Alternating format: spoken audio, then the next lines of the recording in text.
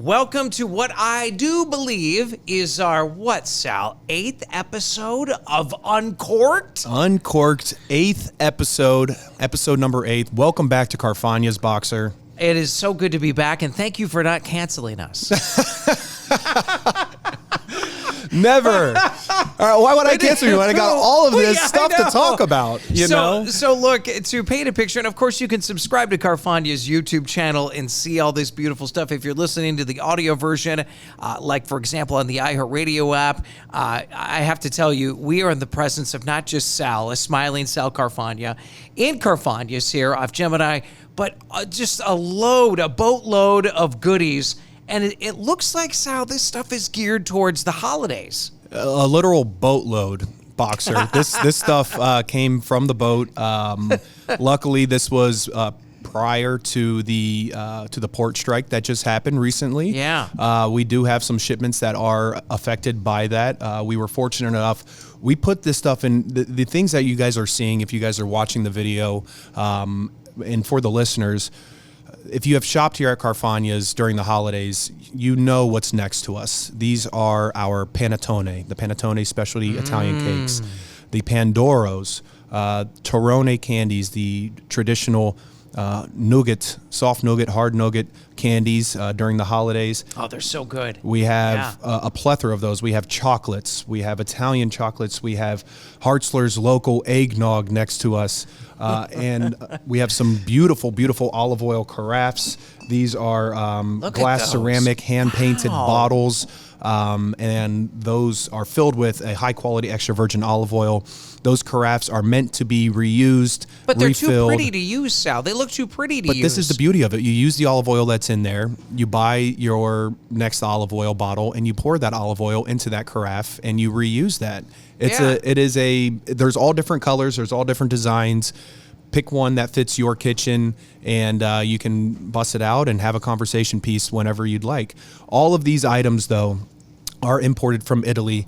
They just came in. We have been working on ordering this stuff, believe it or not, since May.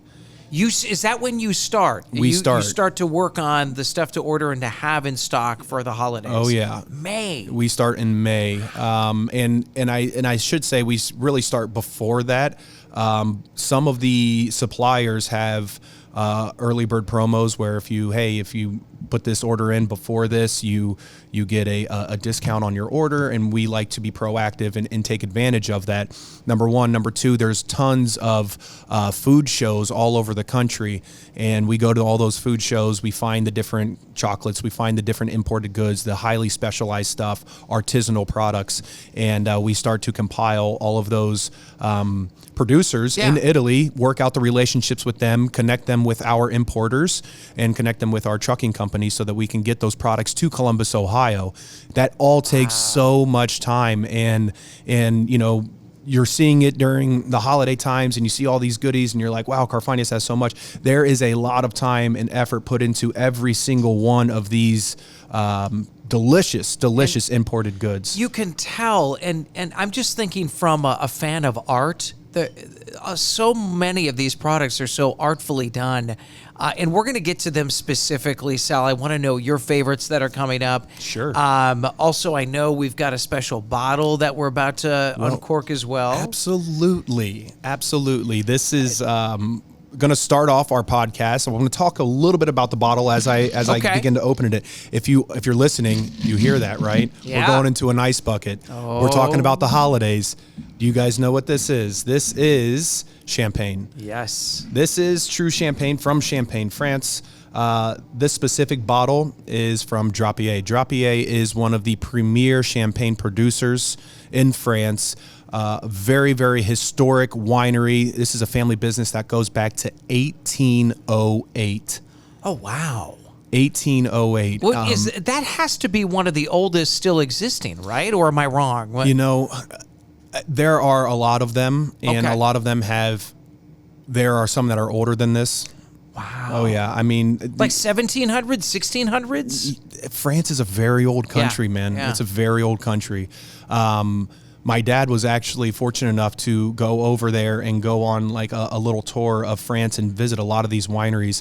And the stories that he came back with, you're talking about centuries old wineries, these buildings, all of that, and then the French government have given them grants to modernize them and to put some different infrastructure into their wineries so that they don't collapse, so that they stay true, so that they can be up and still standing centuries from now.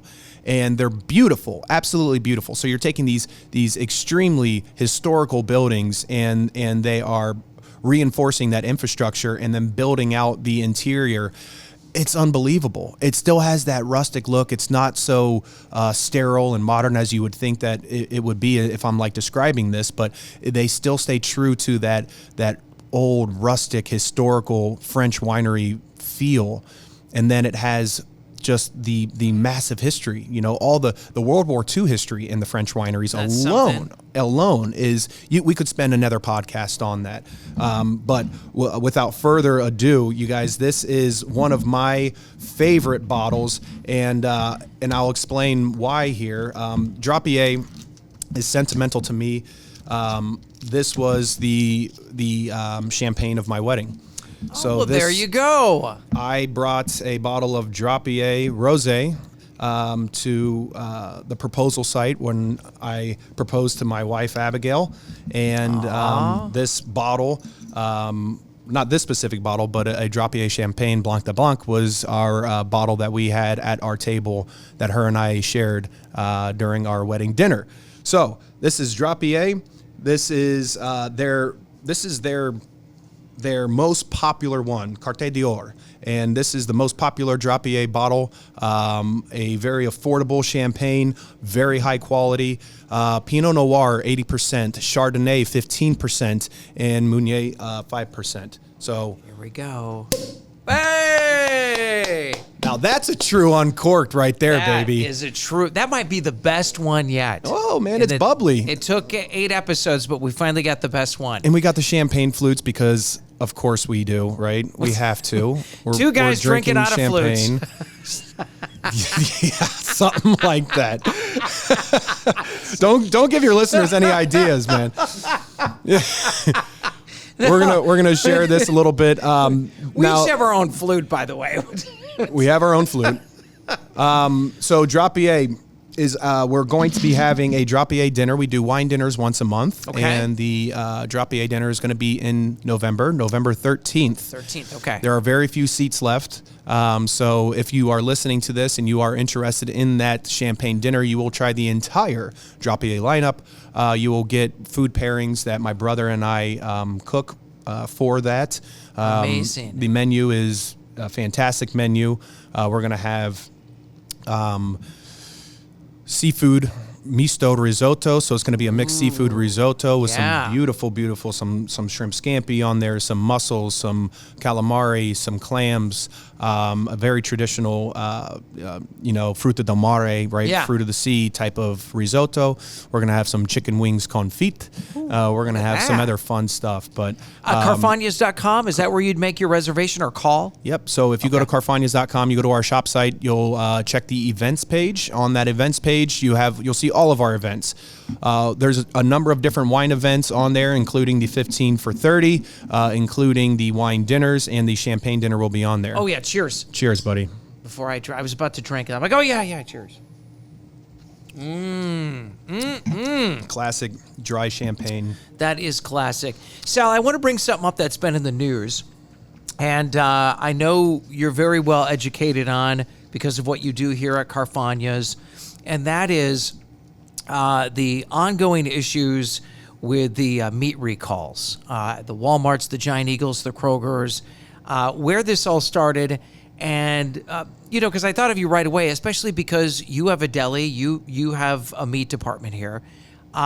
What's going on there? Why the massive recall with this meat? Well, to my knowledge, this was a single producer that was hit with the bug. And that product was recalled all from that specific supplier. That specific supplier was giving product out to all of the major box chains. And it was a cooked chicken product from what I read, which was impacting their stuff like chicken salads, their poultry in their prepared food cases, their wraps that had maybe some chicken in it, like a chicken salad wrap or something like that. And it was affecting a lot of the major box chains. You name one, and that was them. Our name is not on that list. We do not buy from that supplier. And I think that this kind of just talks about and begs the question of, our food supply and the pitfalls that happen with it, right? When you have these major suppliers, right, and they are the one supplier for that, in our version of economy, right, that's kind of frowned upon, right? Yeah. That's why we have antitrust laws. That's why we have monopoly laws, all those kind of things. But it happens, right? And this is extremely unfortunate to the American public. Now, we were not impacted by this.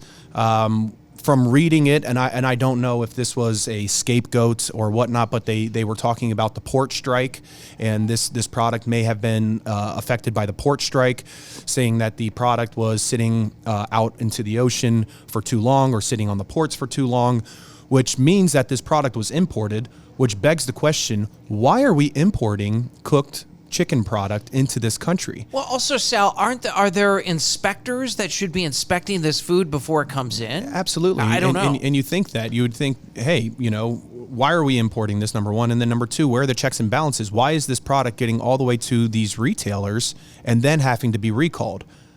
Where are the inspectors on site? Where are the inspectors inspecting the product as it's coming into these facilities? Yeah. Where are they? That's scary. It is, so it's like, hey, the product was bad. We're going to put it into the refrigerator right away. And then the inspector is inspecting it and they're like, oh, it's good. But there was no checks and balances before it came into their door.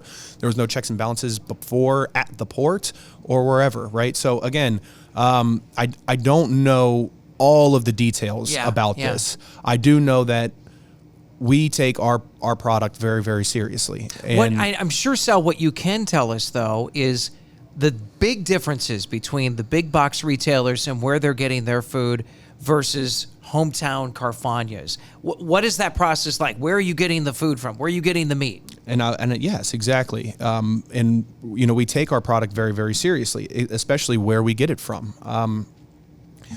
We know these people. We know these partners.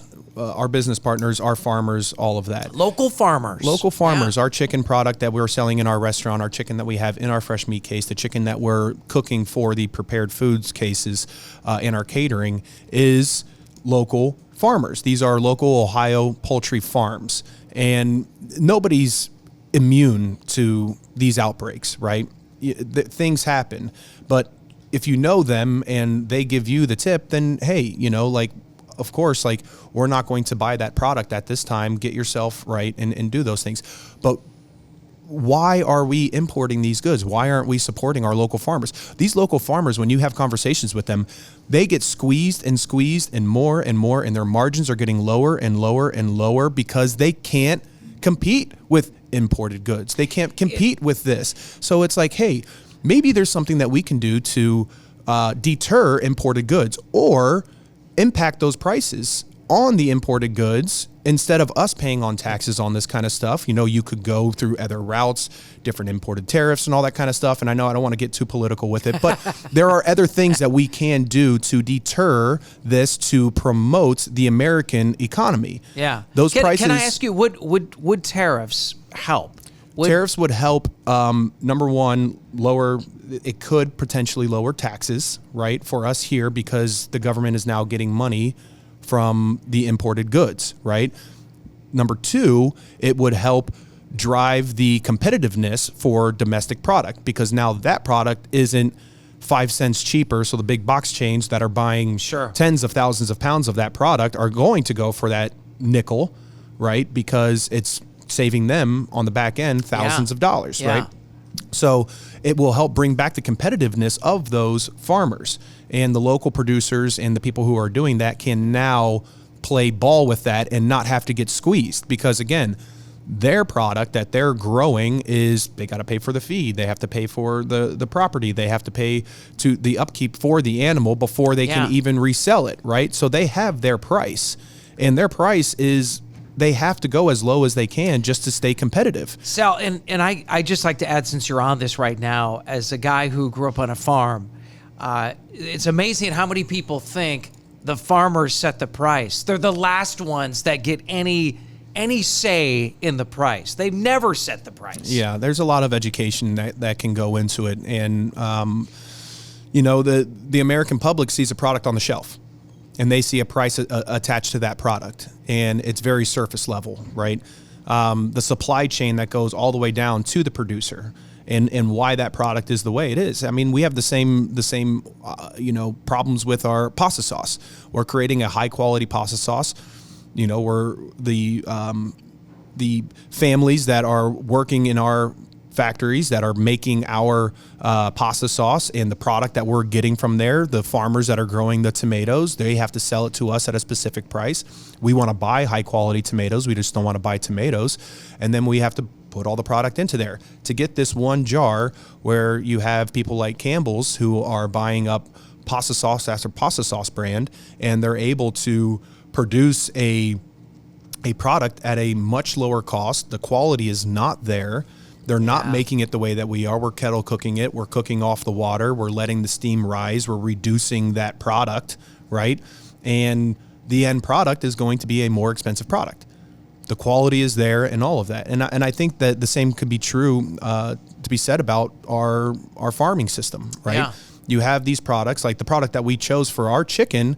There's a very specific reason why we chose that farm. It's not like it's, oh, this is just a local farmer and they're raising commercial chicken and all that kind of stuff. No, it's the reason why they're free range. They are, you know, non-antibiotic, non-steroid, vegetable-fed diet. All of these things are very important because the end product is a higher quality. Yeah. And we know we can taste that difference, and so can our customers. So can the customers. So you have to be able to number one, justify it, and number two, work out those relationships. Because again, why would I choose to feed my family something that I know is not the best quality? And I want that same for my customers. We're going to give you the best quality at the best price that we can offer, because I want to do the same for my family.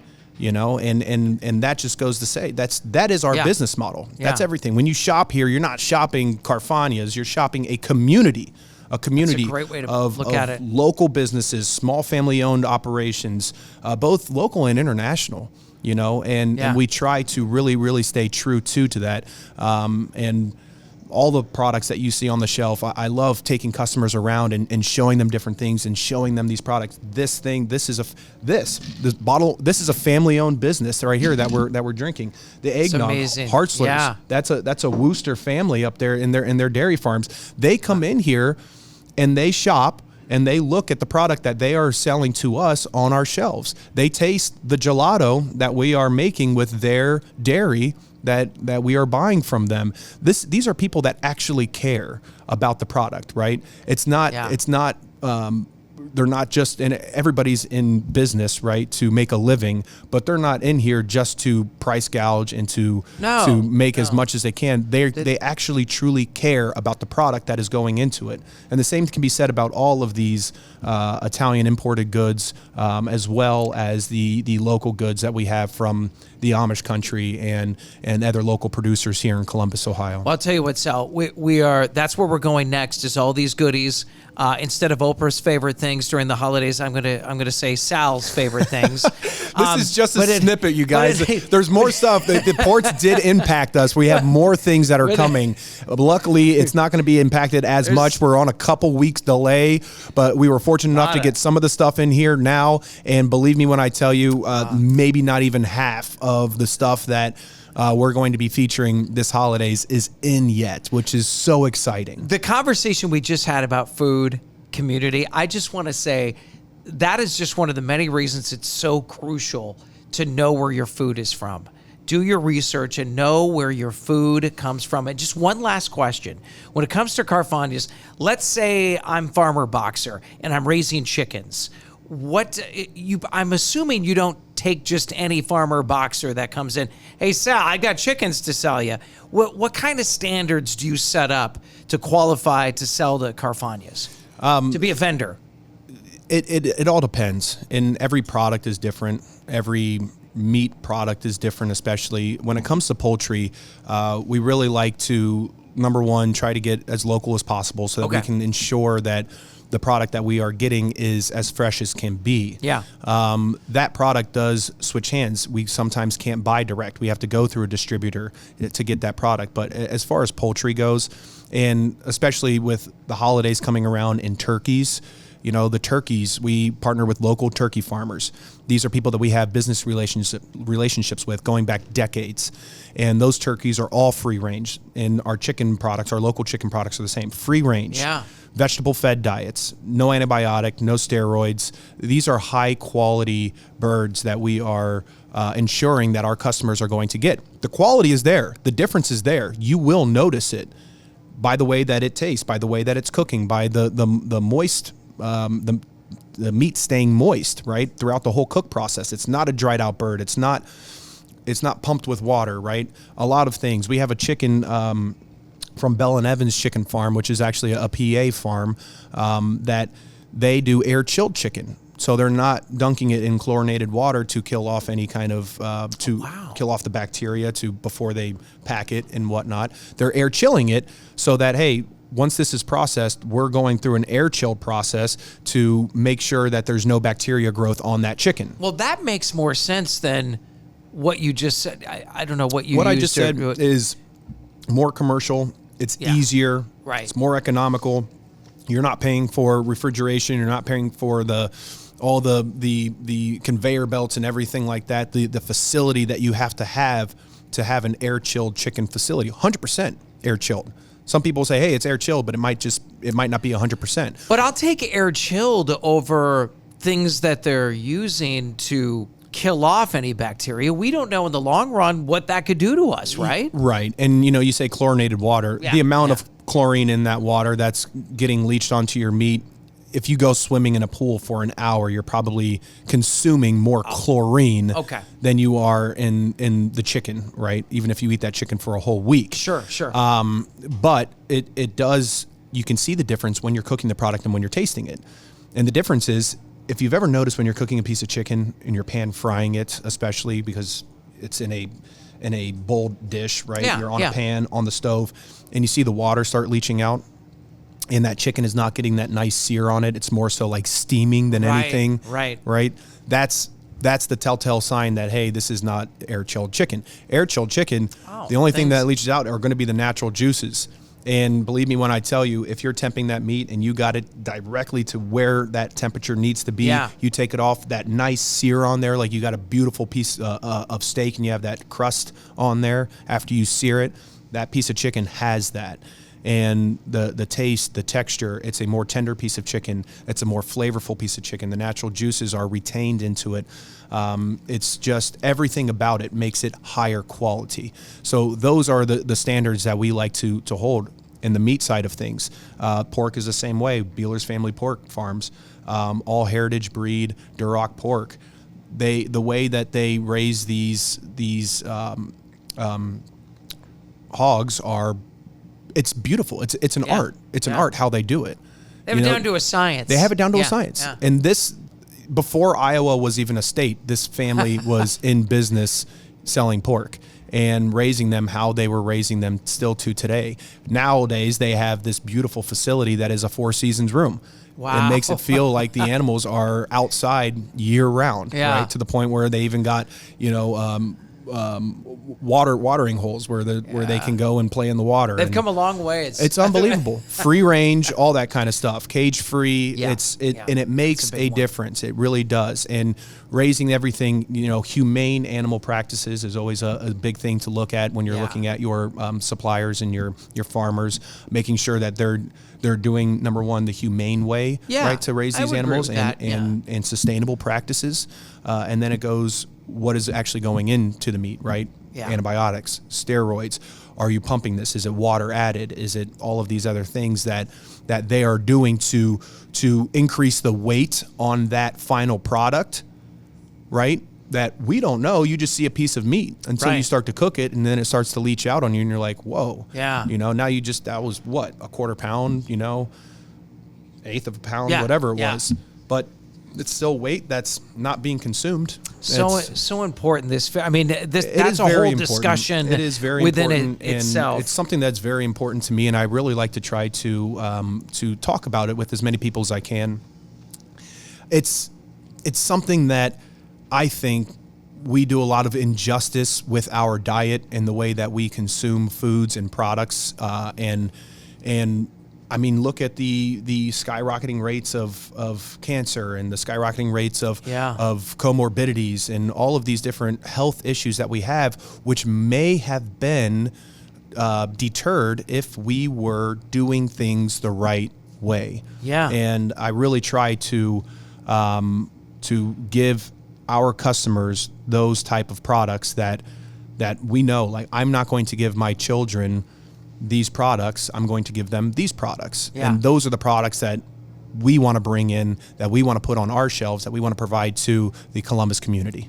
Very important stuff, Sal. I want to pivot to what we have here on the table. Let's and these do are so, a man. lot of holiday goodies right now. Sal's favorite things as we dive into the holiday season. Well, I mean, it is officially holiday shopping season now. It is. And at Carfagna's off Gemini, you can find a lot of these products, already in stock, right? Everything that you see here, if you guys are watching the video, everything is on the shelf right now. Before the show today, I took a shopping cart around. I picked up a lot of this stuff. And a lot of these things are very traditional stuff. Pizzelles, these little Gina's pizzelles that you're looking at, those are from New Jersey. Oh, wow. The panettones, these are all imported goods that you're going to see. The beautiful panettone boxes, the gift boxes.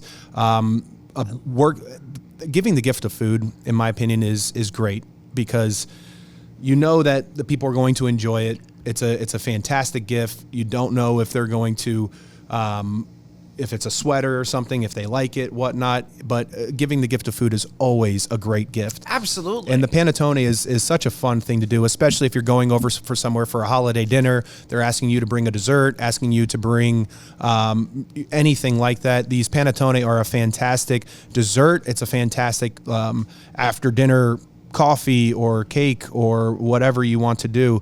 The Torrone, very traditional Italian holiday candy. These are honey nuggets that they got all different flavors, different nuts mixed with them, different dried fruits with them, some covered in chocolate, some plain, some have cake in the middle. They're just wonderful. Some are soft, some are hard. They come right from Italy? Pistachio, yes. Okay. All of this stuff that you're seing. This all came when you said a boatload, literally it was on a boat, and it was a load of them. But they're all so fantastic. These chocolates, this is some of my favorites here.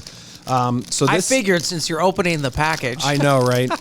This is just a very simple. They're called cremino nocciola. Oh man! So this is a piece of chocolate. It has a hazelnut cream in between two layers of chocolate. It's so beautifully wrapped. It's too pretty to open. You take these out of the packaging, and you can put a bowl full of these guys right on your counter.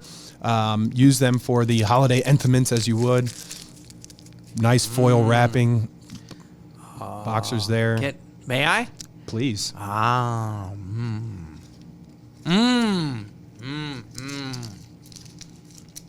You have more of those? No. Yeah. No. Knock yourself out, buddy. Wow. We're going to dive into a lot of this stuff. You know, it's a lot of fun.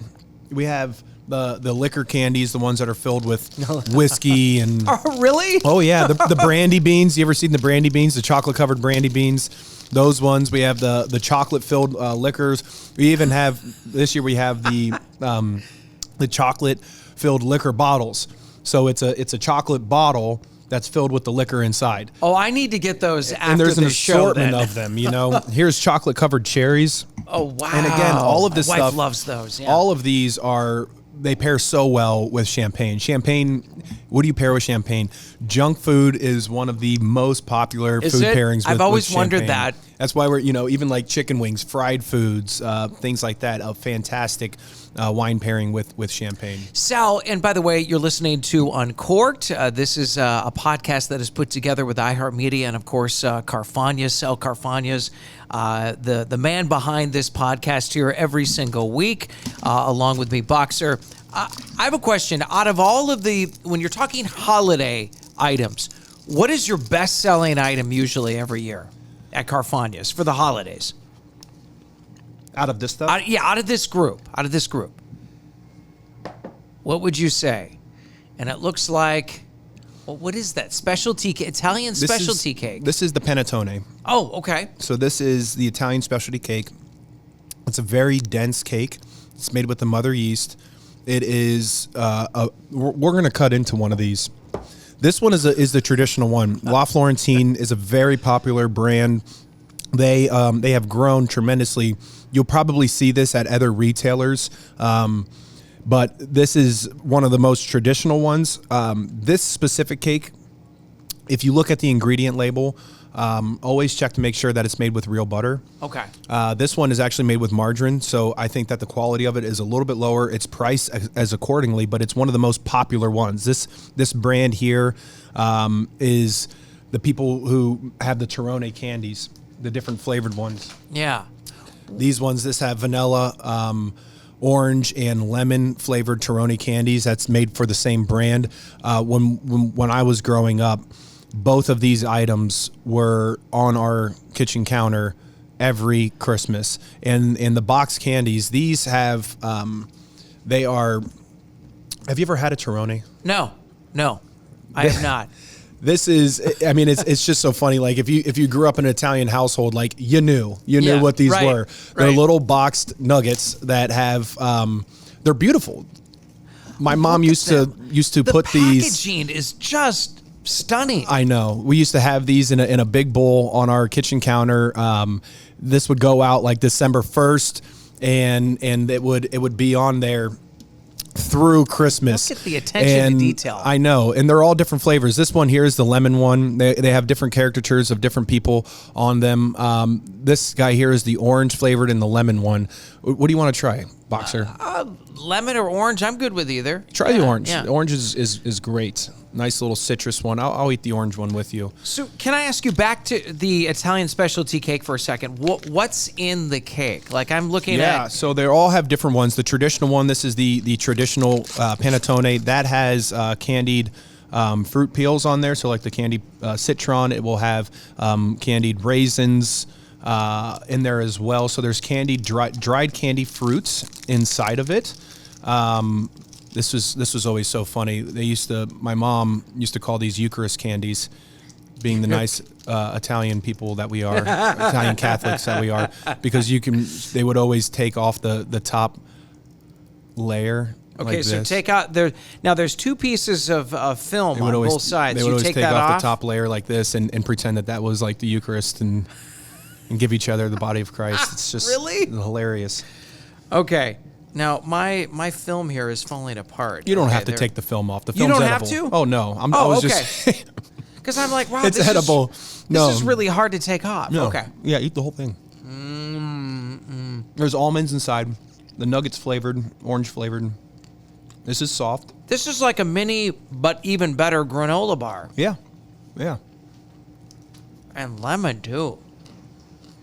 This is great. They're fantastic. We have ones that are wedges of them. This is what it was. It was made in like a large cake like this, and they were cut in wedges or cut in any piece that they would want. It looks like a cheesecake. I know, right? This one is pistachio, so it's just littered with pistachios on the inside. Absolutely fantastic. And then they have the smaller versions of them if you want like a bar, right? A nice little like stocking stuffer. Oh, here you go. To put a whole bar of Torrone in there. The different flavored ones. Here's exotic fruit one. Yeah, that does look good. So lemon and orange. They have a mixed berry, the Fruta di Bosco, the mixed berry one. All fun. Here's a dried raspberry one. I mean, it's just that one looks good too. Sal, it's so much fun, and they're all just so delicious. If I were to go to your house during the holidays, what is Sal Carfagna and his family fully stocked of like that? What's the one item here that you just can't get enough of? It's your go-to. I mean, I think that I'm going to have some of these chocolates on here. You know, like the pistachio chocolate. I'm a big pistachio guy. Okay. So I'll have like anything like pistachio. You know, those pistachio Torrones, a pistachio chocolate covered pistachios. These guys here are fantastic. I'll always have a panettone. The panettone is also great for breakfast. Some people will take them, they'll cut slices of it and toast it, spread on a little butter on there, and just eat it as such. That's how we used to, every Christmas morning, that was one of our things that we would do. We'd have the panettone and you'd have panettone toast and eat that. Now, in recent years, I've been told by people to make French toast with it. And if you want like an incredibly sinful, rich French toast, take the panettone and slice it and make French toast with it. Oh, and wow, that's a great idea. Yeah, I know. I haven't tried it yet, but people like that's their Christmas morning breakfast is panettone French toast, which is an oxymoron. Panettone, an Italian French toast. I was just thinking that too. What? All right. Huh? Hey. What is that? Sal, I'm thinking out loud here, but you know what we should do on our 9th episode as it'll be even closer to Christmas. We could certainly add and talk more about Carfagna's at Christmas time, but also traditions, Italian traditions with food. I mean, we could add that to our next episode, I think in a month here. Yeah, and I also think that maybe we can talk with the meat department. Maybe we do a little rib roast. We roast off either that or a tenderloin roast and show people, because we have our ultimate prime rib roast that we have, our seasoning packets that we have. Yeah. And a lot of things that are very unique, right, with our meat offering. Number one, like the Carfagna's rib roast is the creme de la creme, man. That is the top dog in it. This year, our prime rib roasts, we will have no price increases on that. That goes to the way that my dad sources, the way that he buys these prime ribs, and all of that, working out the relationships that he has, where meat prices were just going through the roof, right? Here at Carfagna's, our price is going to remain the same as it was last year. Wow.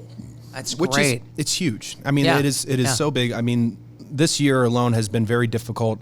I know our listeners, you guys, everybody is feeling the impact of the way the economy was and all that kind of stuff. So anytime that we can provide something, a high quality item, and not have any price increases associated with it, I love it, especially something as traditional and the family memories that all of our customers have with our prime rib roasts. Sal, can I ask you, and this is more of the business side as we start to wrap up here, but we've been dealing with food inflation for quite a while now. How is it that's such a breath of fresh air to hear that Carfagna's has been able to not raise prices on certain items? How do you do that? It's all about who you source from, working business relationships out, being able to, number one, being fortunate enough to have a customer base where we have a lot of patrons, we have a lot of loyal customers who come in here, and we are pushing a lot of meat out this door. So being able to buy in larger quantities and being able to know when the trends are hitting, if their prices are increasing, prices are decreasing, and buying at the right time, buying at the right quality, and all of that. But ultimately, it goes back to, knowing who you're buying from and working those relationships out, talking to the people months ahead of time, saying, hey, let's start this conversation again. Here's where everything's at right now. This is what's trending. Wow. What are you seeing on your end? Having those discussions, so when the fourth quarter does come around, we're sourcing that at the right time. We're committing to that buy, knowing that supplier is saying, hey, this is what Carfagna's did last year. This is what they're going to do this year, and let's give them that good price because, number one, they're committed. We're committed. We have that relationship with them, and we're going to be working with each other from years on out. So, continuing to do that, staying true to them, and staying true to our customers as well. Yeah, I like to call it the triangle of good business. I like it. I talk to some of our associates and different people, business partners, and anybody I can talk about what is the triangle of good business. You have your business, you have your supplier's business, and you have your customer base, right? And if it's good for your suppliers, it's good for you, and it's good for the customers, That is the triangle of good business. That is the triangle. Prime rib roast, man. That is a testament to the triangle of good business. And here at Carfagna's, the Christmas at Carfagna's will provide those rib roasts at the same price as we did in 2023, which is great news. That's incredible. Great news. I may have to try that and add it to what I already have ready, and that's the bacon wrapped filet mignons. Bacon wrapped filet mignons, the infamous. Yes, we're having that for Christmas. Good. I mean, I am. Wonderful, wonderful. So, all right, let's bust into one of these cakes. All right. Okay, yeah, I let's really do that want quick. you to try one. Okay. There's tons of different flavors. The panettone, we talked about the traditional one. The Pandoros, these are going to be a very similar thing, but it's more of a And coffee it's cake. smaller, okay. Well, they're taller. Okay. They're Oh, different okay. shaped. And people do some very unique things with this. They'll cut them in sections, put like a Bavarian cream or Look a at homemade this. whipped cream in between them. It's not very heavy either. And and then stack them and twist them up so that they kind of have like this unique kind of star design to it. You can absolutely cut into it just as it is. It's a traditional coffee cake, an Italian coffee cake. Think of it like a pound cake. Yeah. You know, you can garnish it with strawberries. You can garnish it with whipped cream. You can, chocolate syrup, whatever you want. It is a blank slate coffee cake. You're able to do different things. Now they take those and then they add different fillings in them. They'll have like a limoncello cream. Oh, there you go. Where they have like, Yeah. here's a panettone with limoncello cream. They have a Pandoro. Is that pretty heavy? Oh, okay. That guy right there is Yeah. probably a solid maybe 2 pounds. I think what But this guy with is. the larger specialty cakes, are they Just under 2 pounds. Are they more filling? Like when you're having a slice, is it more filling versus, you know what I mean? Let's try one. Why don't you let's tell do me? it. Let's do it. But you need to tell me which one you want to try. I got pistachio. I have gianduja, which is Nutella filled. Oh, let's do that one. You want Let's to do the it. Nutella Yeah, one? Yeah, why not? My Yeah, man. If it's My all right. man. What can I say? What can I say? So I'm looking at these different goodies. Sal, one thing I forgot to ask too is, most people are buying stuff in advance. It's just like it's wonderful. How far in advance do you want to start buying some of this stuff? Because do you run out of anything early? Yes, we do. We always Okay. run out of things. And like I said, you see it. You're able to make that purchase today. You want to ensure that you have it. People who want to wait, the week of Christmas and whatnot, a lot of the times, like, we'll run out of certain things. We'll run out of, like people come in for calamari on Christmas Eve and we're out of calamari. People want to come in for, we won't run out of like prime rib. We won't run out of tenderloins. Yeah. Those type of items. But like this is limited quantity. Like we buy a very specific amount of these. We like to get an assortment of all of them. And, certain ones like the La Florentine brand, we have a much more quantities on hand of those. But like this one right here that we have, there's a limited quantity on those. And we absolutely will run out on some of these. It's just the nature of the beast, right? Yeah. So it happens.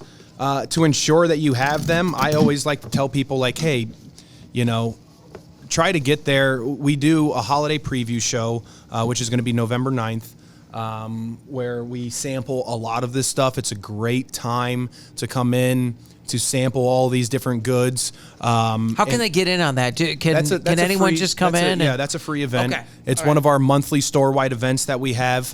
And that's the 9th, November 9th. Okay. November 9th is All our right. holiday preview show.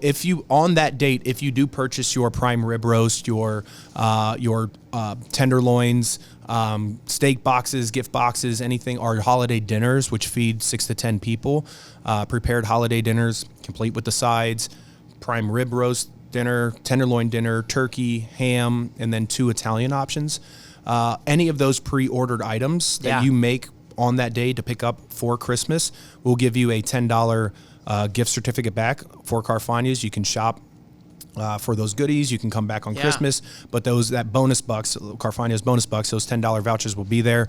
And then ordering them online, any of these prime ribs or the holiday dinners before a specific date, before that holiday preview show, we have an early bird special going on where if you punch in Xmas 2024 4, you will get $10 off of your order by pre-ordering those items. But again, the holiday preview show is a great time to try all of these things. And then we're actually going to have Christmas at Carfagna's, which will be, I believe, December 9th. Is that what it is, Alex? I'm trying to remember. What is that? What's Christmas at Carfagna's? Hold on a second. I'm getting my dates mixed up. Preview show is November 4th. Oh, okay. It's a November Saturday. 4th. All right. No. November 9th. November 9th, okay. November 9th. And then the Christmas at Carfagna's is December 14th. Is that right?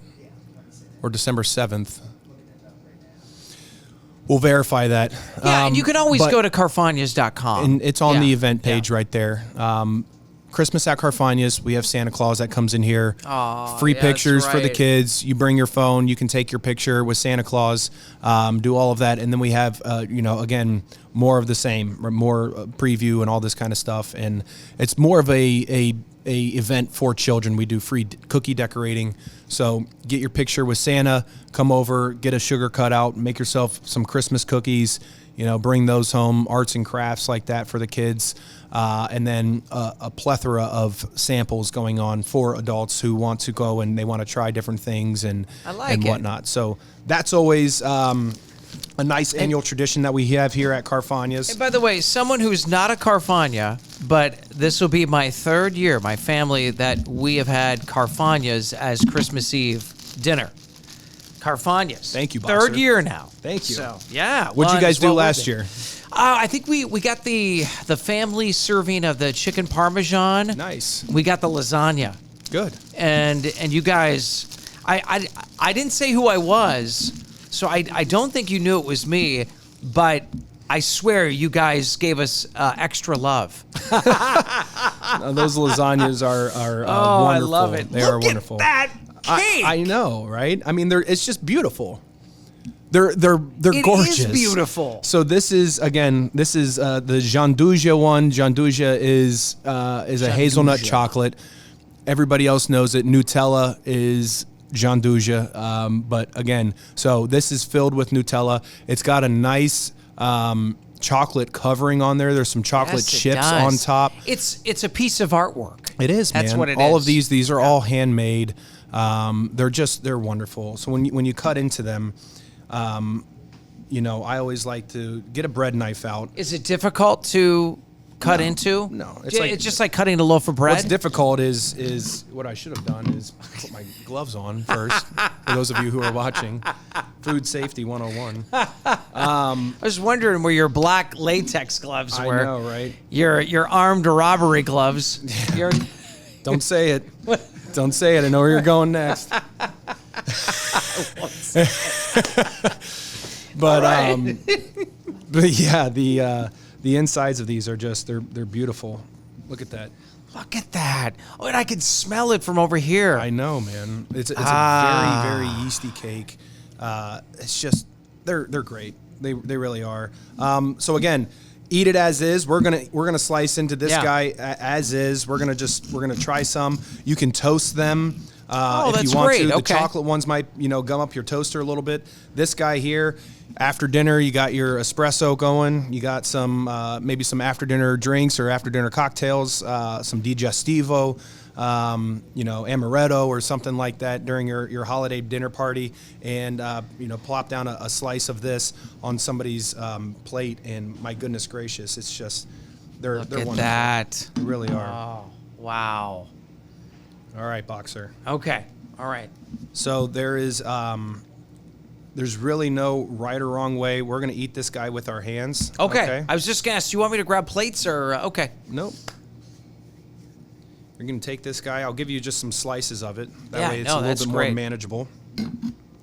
Give you a nice little piece that has some Gianduja inside.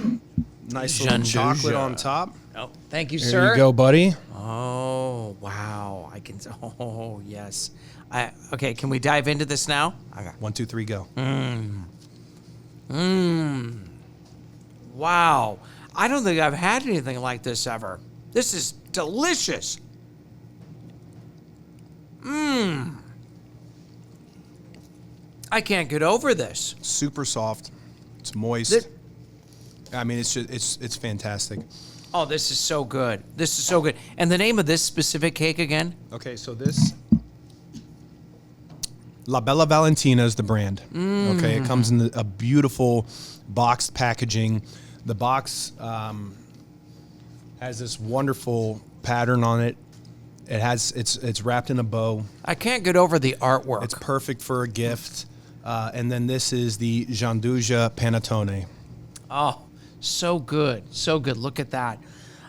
This probably sells out quick. I mean, if you were to try this, The Nutella ones are always very popular. I bet they are. Those ones are one of the ones that go very quickly. Tiramisu, another one that goes real quick. The limoncello ones, those ones are very popular. These are flavors that people like. You know, people who we had some that they might be filled with grappa, like a cream with grappa and whatnot. You know, it's like, yeah, you might have somebody who likes that and who's going to get them, but not like this one's just it hits many palates, right? There's I have chocolate lot on my of people face? who like that. Do I? No, you don't. I have chocolate all over my hands. All over your hands. Get this guy some napkins. I can't touch anything. Oh, this is great. This is good, Sal. Thank you. Thank you, Alex. I'm like, what am I going to do? I probably got chocolate on my face. It's wonderful, And this is so good. They're beautiful inside. I mean, just look at that. Sal, that's... Golly, man. That's amazing. It is. It truly is. And again, these guys here, we will have tons and tons of different panettone, different brands, different flavors. The flavors kind of overlap each other, so you'll see different brands with different pistachio and different limoncello, the Pandoros, the panettone, the Torrone. We probably have over 25 different types of panettone or of Torrone candies. Yeah, and those are all just they're great. They're fantastic. They're fun. Great for stocking stuffers. Great to have really to bring out with these cakes. You can cut them up into pieces if you have a bar. You can give them as a gift. Put them in gift baskets. Our gift baskets are here. Definitely. Wait, as we start to wrap up here, do you sell gift baskets? Like, do you put together baskets that you can buy? So these ones that are behind us, if you're watching on YouTube and you're looking at me, these baskets here are our traditional baskets. We have a fireside and we have a Toscano there. Okay. We have one that's double that size, so it's a very tall basket. Whoa. That's called the Vini Vidi Vici. All of these are available at carfagnas.com. You can put those orders in and get them. The small gift box here, it has 2 jars of sauce, 2 pounds of pasta, and a $10 gift card. So it's a nice gift of Carfagna's pasta sauce, plus you get a $10 gift card with it.